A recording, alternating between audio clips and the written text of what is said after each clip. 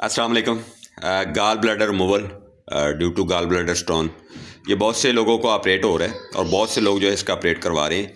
तो ये उन लोगों से पूछिए जिनका गाल ब्लैडर स्टोन रिमूव हो चुका है या गाल ब्लैडर ही रिमूव हो चुका है। ज़्यादातर तो ये होता है कि गाल ब्लैडर चूँकि छोटे साइज़ का होता है तो वो उसको रिमूव कर देते हैं, जिसको पित्ता कहा जाता है। तो पित्ते की पत्थरी बेसिकली होती किस वजह से है?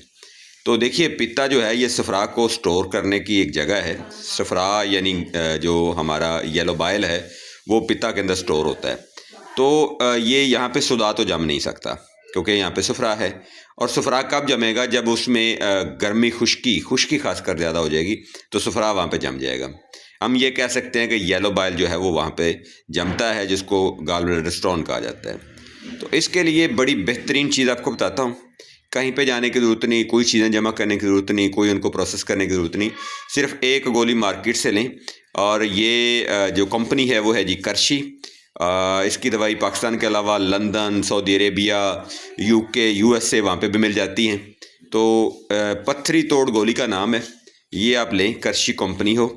तो पूरी दुनिया में इनकी जो है ना वो फैसिलिटी ऑनलाइन की भी है और आपको ये मुख्तलिफ स्टोरों से भी मिल जाती है।